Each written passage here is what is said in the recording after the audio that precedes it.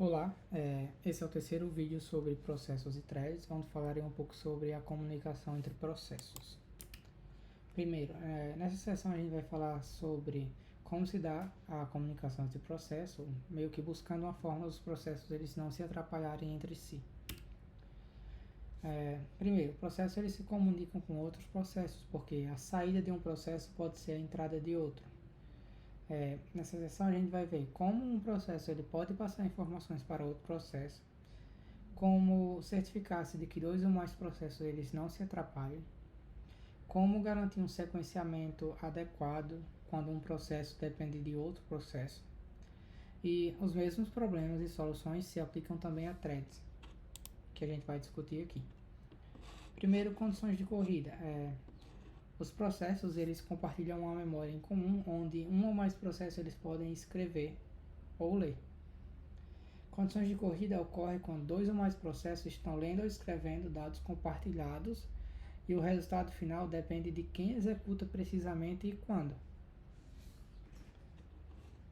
Ou seja, dois ou mais processos estão alterando uma variável compartilhada e lendo. Se um processo B ele interrompe A e escreve algo em uma variável, possa ser que o A, quando ele voltar a executar, ele pegue o valor que a variável B escreveu lá e ele não vai ter um retorno adequado. A exemplo disso tem meio que o spool de impressão, que durante a impressão de um arquivo, a variável in e out, in significa uma vaga livre e out significa o próximo arquivo a ser impresso. Se o valor de in e out ele forem alterados simultaneamente, o valor do diretório de spool ele fica inconsistente e o programa não executa direito ou não dá um retorno direito. Regiões críticas. Primeiro, a região crítica é a parte do programa onde a memória compartilhada é acessada. O objetivo meio que é garantir que dois ou mais processos não entrem na sua região crítica ao mesmo tempo. Para isso, temos que encontrar uma forma de proibir que um processo ele leia e escreva dados compartilhados ao mesmo tempo. Eles não podem acessar uma memória que é compartilhada e escrever, ler ao mesmo tempo, realizar várias operações lá. Para isso a gente tem o princípio da exclusão mútua, que meio que é certificar-se que o processo já está usando o arquivo ou variável compartilhada e não deixar o outro processo acessar esse mesmo arquivo. Mesmo com essas regras é complicado, meio que impedir esse acesso simultâneo de processos a uma região compartilhada de memória, com variáveis que podem ser alteradas. 4 condições para se chegar a uma boa condição de exclusão mútua. Dois processos não podem estar simultaneamente dentro de suas regiões críticas. Nenhuma suposição sobre velocidade de CPU deve ser feita. Isso significa que, se um processo ele executa mais rápido e outro mais lento, não significa que o processo mais rápido vai alterar a variável naquele momento e depois sai e depois o processo mais lento entra. Suposições desse tipo não devem ser feitas. Nenhum processo executado fora da sua região crítica pode bloquear qualquer outro processo. Ou seja, um processo ele está lá dentro da sua região crítica, alterando alguma variável, e há outro processo que ele não está na sua região crítica, ele deve continuar executando da mesma forma. Nenhum processo deve esperar eternamente para entrar na região crítica. Se um processo precisa entrar na região crítica, ele deve entrar em um tempo hábil, em um tempo que seja rápido. Aqui temos uma figura onde fala um pouco sobre a exclusão mútua usando regiões críticas. Tem um processo A que ele entrou na região crítica, tem um processo B que ele tenta entrar na região crítica, mas o A ele já está na sua região crítica no tempo que vai de T1 a T3, de T1 a T3, e o B ele tenta entrar na região crítica no tempo T2 a T3. Aí o B acaba sendo bloqueado e ele não consegue entrar na região crítica. Quando o A sai da região crítica, o B consegue finalmente entrar na sua região crítica e depois o B consegue sair. Um pouco sobre a exclusão mútua com espera ocupada. Bem, a proposta continua sendo a mesma. Dois ou mais processos não podem entrar na sua região crítica ao mesmo tempo. E a proposta exclusão mútua com espera ocupada é desabilitar interrupções. Basicamente, em casos que tem um único processador, cada processo desabilita todas as interrupções antes de entrar na região crítica e habilitam logo antes de sair. Isso possibilita a exclusão mútua. Assim, nenhum processo entra na região Assim, nenhum outro processo entra na região crítica e o processo em execução consegue manipular variáveis globais sem ser interrompido. Habilitar uma interrupção afeta apenas uma CPU, e pode haver mais de uma CPU. Se uma interrupção não for reabilitada, pode derrubar todo o sistema. Ou seja, desabilitar interrupções é uma técnica útil dentro do sistema operacional, mas não é o ideal para fazer a exclusão mútua porque pode derrubar o sistema. Em um sistema de multinúcleos, desabilitar interrupções em uma CPU não impede que as outras CPUs interfiram com as operações que estão sendo realizadas. Continuando. Também pode ter variáveis do tipo trava, que é uma solução de software. É usar uma variável de trava para saber se pode entrar na região crítica ou não. 0 significa que pode entrar e 1 que não pode entrar. Dois processos eles podem configurar a trava para um e entrar na região crítica ao mesmo tempo, então também acaba sendo não sendo a solução eficaz. E depois temos a alternância explícita, que é testar continuamente uma variável até que algum valor apareça, chamado de espera ocupada. O que acontece? Vamos supor que um processo ele entra na região crítica. Ele mudou uma trava e colocou essa trava para 1. Outro processo ele tenta entrar na sua região crítica, a trava está em 1.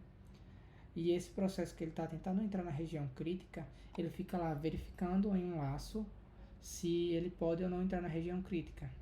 Isso é chamado de espera ocupada. Uma trava que usa a espera ocupada é chamada de trava giratória ou spin lock.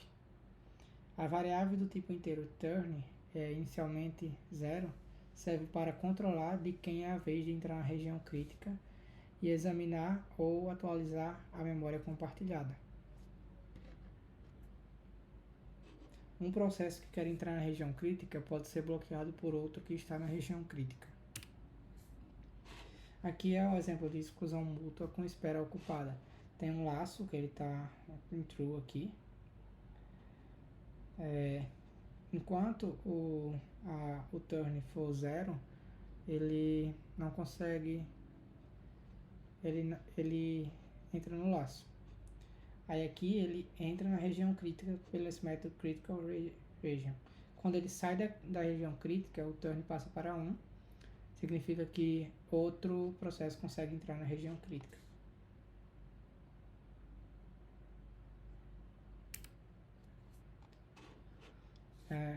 Agora a solução de Peterson para a exclusão mútua com espera ocupada.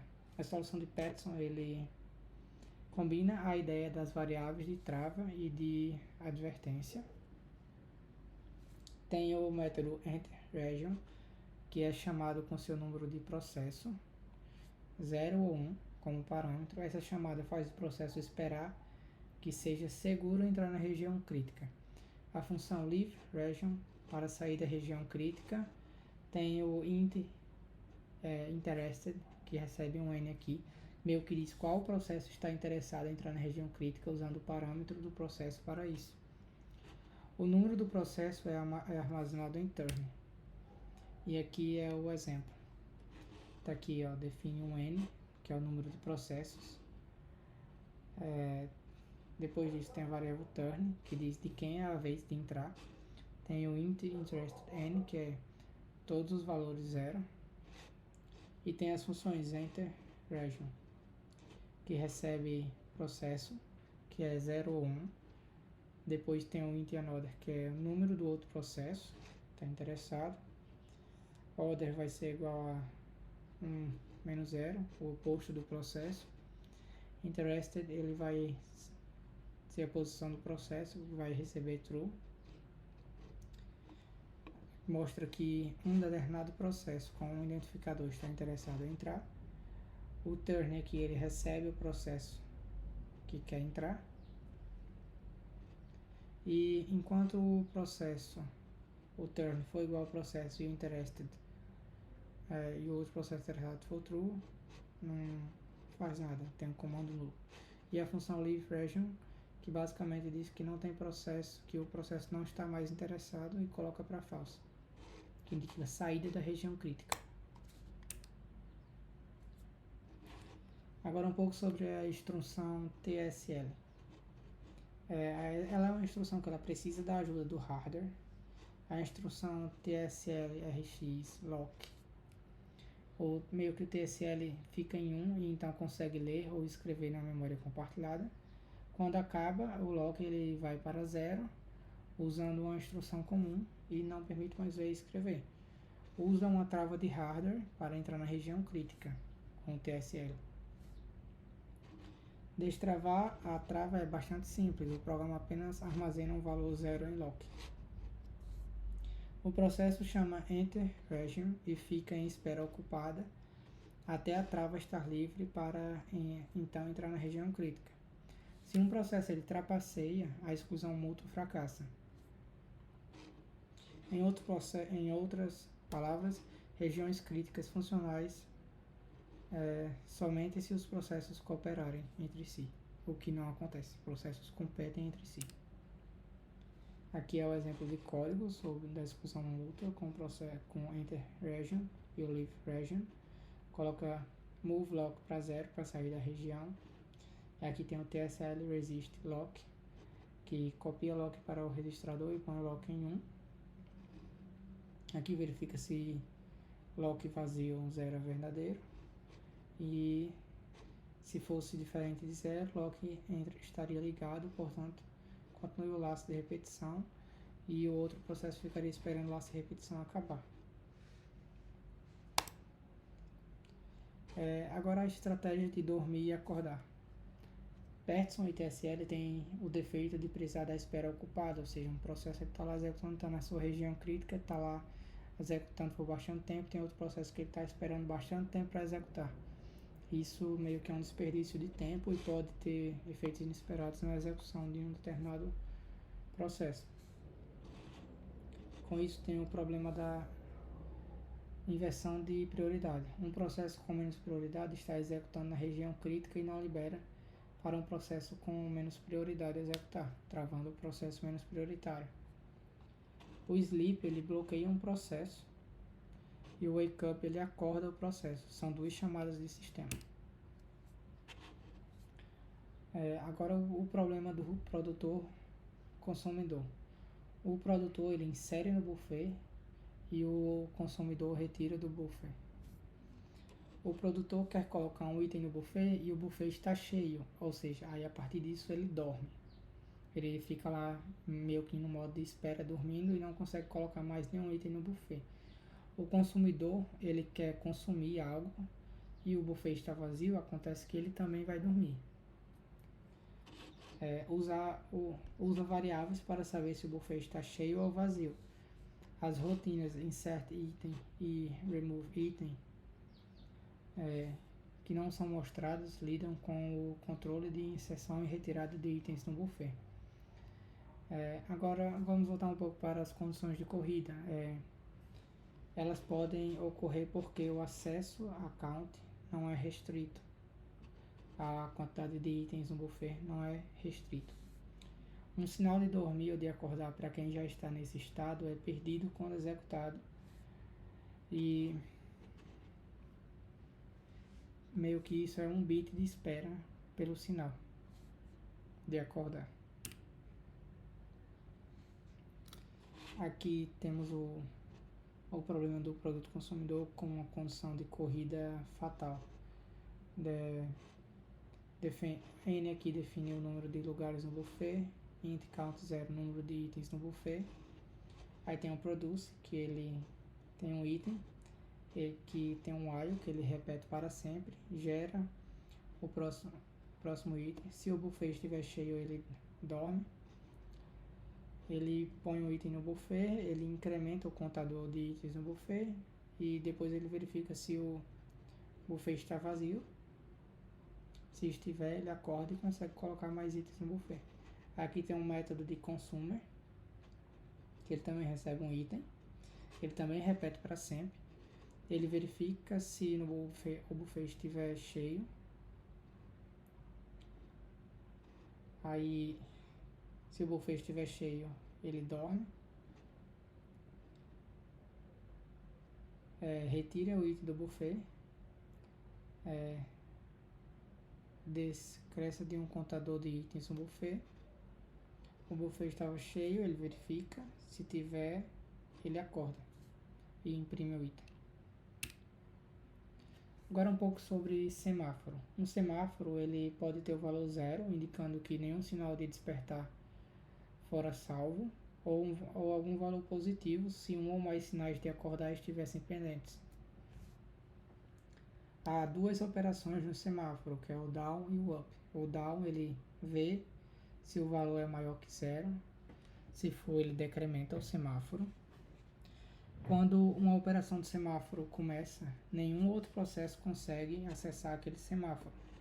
E assim, nenhum outro processo consegue entrar na sua região crítica. A operação up ela incrementa o valor de um determinado semáforo, dizendo que tem um ou mais processos querendo entrar na sua região crítica. Solucionando o problema produtor-consumidor usando semáforos. Soluciona o problema de sinal de acordar perdido, ou seja, o sinal de acordar um consumidor produtor não vai ser perdido.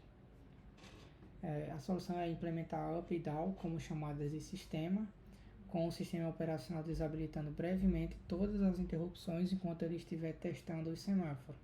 Ou seja, iniciou numa condição de teste ali, está testando o semáforo, está vendo o estado dele, entra numa condição de pausa, digamos assim. Atualizando e colocando o processo para dormir, se necessário. Pode usar o TSL para evitar que vários CPUs acessem o semáforo ao mesmo tempo. Essa solução usa 3 semáforos, um chamado full, para contar o número de vagas que estão cheias, outro chamado empty, para contar o número de vagas que estão vazias no semáforo, e mais um chamado mutex, para se certificar de que o produtor e o consumidor não acessem o buffet ao mesmo tempo. O mutex ele garante que somente um processo está escrevendo ou lendo no buffet e em variáveis associadas. Full o produtor para de executar quando o buffet está cheio e o consumidor para de ler quando está vazio, down, com o comando down. Esses são os comandos para parar de colocar no buffet e para parar de remover no buffet.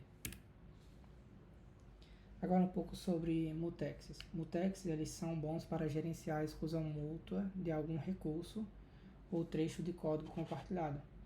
Eles são úteis também para pacotes de threads, porque eles funcionam no espaço do usuário.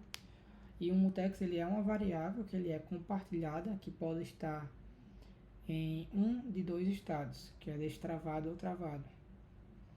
A rotina mutex lock ela permite ou não um thread ou processo entrar na sua região crítica. Se estiver travado, o thread fica bloqueado até chamar o mutex unlock, que destrava o mutex e permite o thread ou processo entrar na sua região crítica. Mutex eles são considerados simples e podem ser implementados no espaço usuário, desde que uma instrução TSL esteja disponível no espaço usuário. O código do mutex lock é semelhante ao do enter region. Quando uma thread tenta muito entrar na região crítica e não consegue, ele chama o thread yield para conseguir liberar a CPU e permitir entrar. Tendo em vista que thread yield é apenas uma chamada para o escalonador de threads no espaço de usuário, ela é muito rápida. Em consequência, nem mutex lock, tampouco mutex unlock exigem quaisquer chamadas de núcleos. Isso é um fator importante que melhora a performance. Com um pacote de threads e espaço usuário, não há um problema com múltiplos threads, terem acesso ao mesmo mutex, já que todos os threads operam em um espaço de endereçamento comum. Ou seja, pelos threads operarem em um espaço de endereçamento comum, elas não tem problema em acessarem o mesmo mutex. A distinção entre threads e processos continua presente à medida que processos têm arquivos abertos diferentes, temporizadores de alarmes e etc., todos diferentes, enquanto threads têm, dentro de um único processo, eles compartilham esses recursos. Aqui é um código de mutex, um exemplo, onde a função mutex lock ele copia o mutex para o registrador e atribui a ele o valor 1, verifica se era 0. Se era 0, o mutex estava desimpedido, portanto retoma a atividade. Se o mutex está ocupado, ele escalona um outro thread, depois ele tenta novamente e retorna quem chamou. E aqui o mutex unlock, ele coloca o 0 em mutex e retorna quem chamou ele.